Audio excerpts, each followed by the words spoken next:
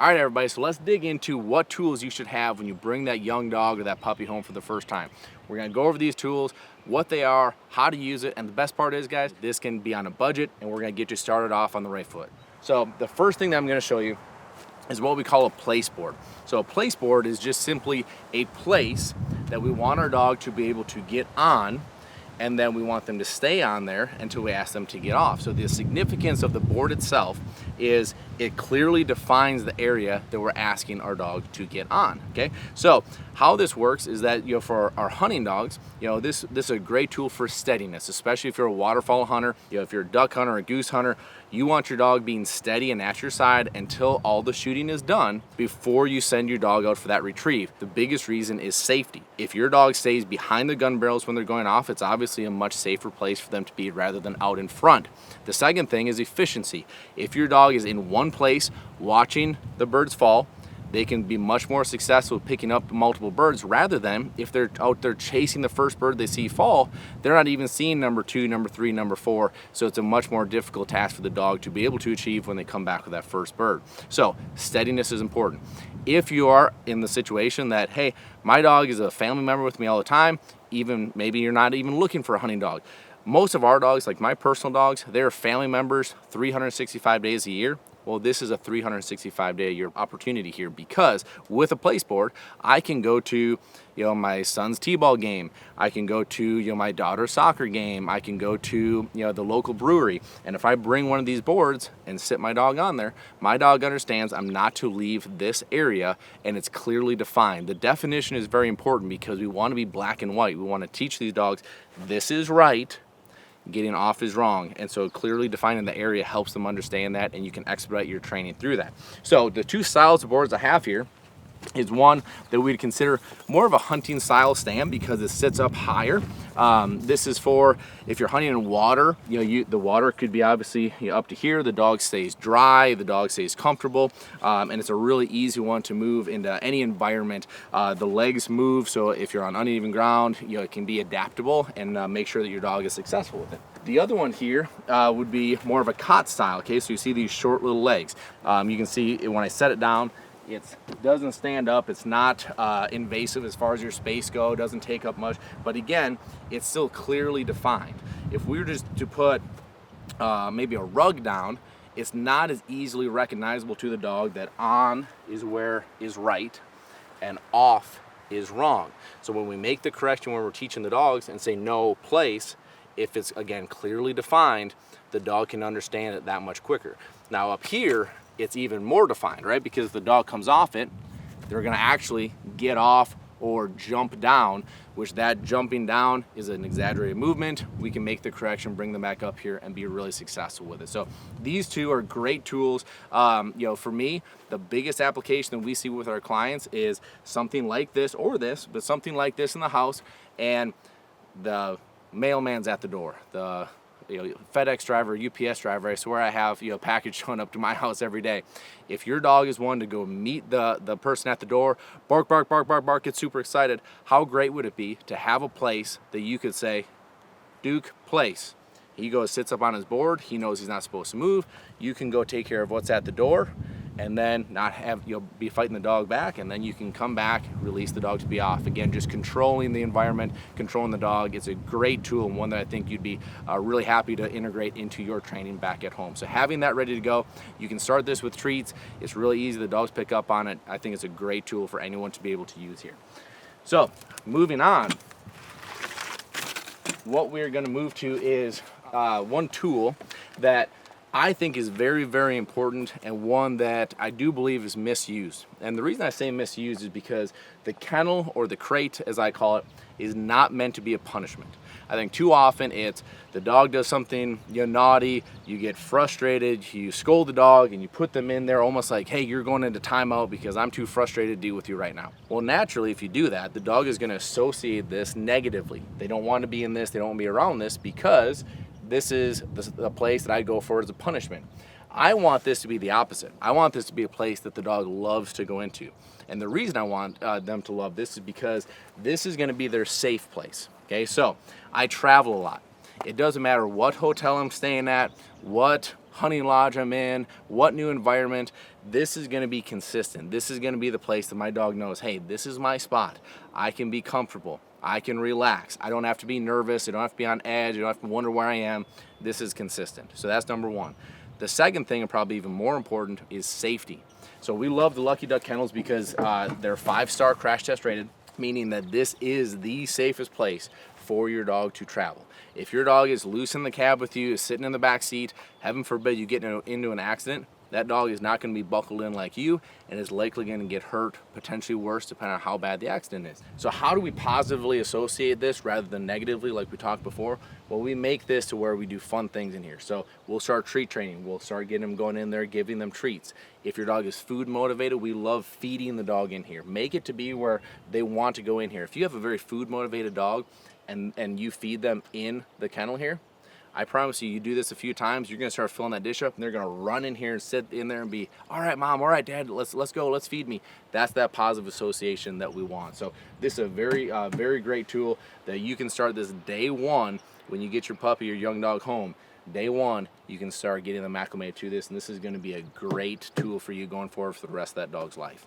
All right, so let's go to check cords. So check cords is essentially a long leash. So when I look at a check cord, when we look at a leash, you're talking 4, 6, 8 feet long.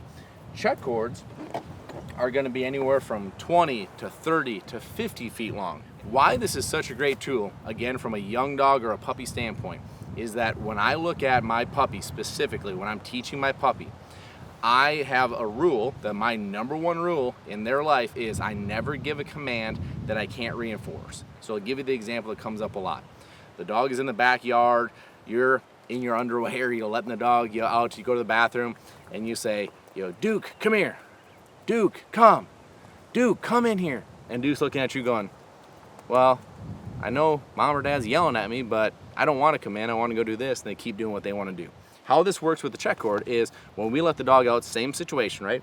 We let the dog out, the dog runs around, goes to the bathroom, goes to the backyard, and he's got say he's got a 30-foot check cord on. What happens is the dog's out there, you say, Duke, come.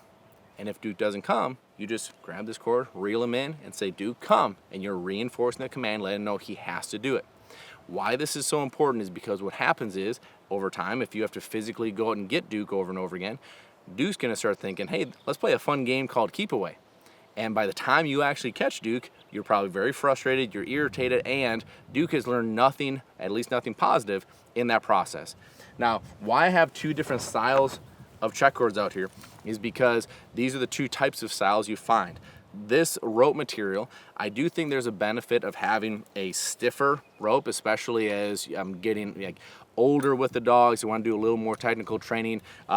This is a really good tool, but especially for the puppies, I love this biothane material because it's nice and soft, it's slick, it weaves through everything. Where here, naturally this is going to be heavier than this material is. And those little puppies, we don't want them having to physically drag much around. We want it to be nice and easy for them. Last but not least, let's talk about bumpers. Bumpers are a great tool, especially if you have a retriever, right? We bought a retriever to go retrieve, and so we want to have them go retrieve something. These bumpers are the obvious choice, especially if we're going to be training. They're great tools, but there's 2 big differences here. Okay, so the size.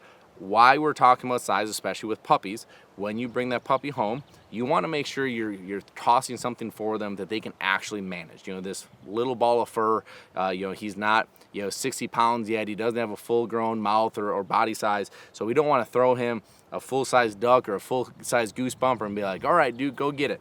We want to give him something that he can manage so he can build his confidence. So these little puppy bumpers are really great. Just being able to give them the size they can pick up. It's not heavy. They can fit in their mouth and they can build on a very successful retrieve. That's what we're looking for. And these 2 bumpers here, you can see are exactly the same except for the color.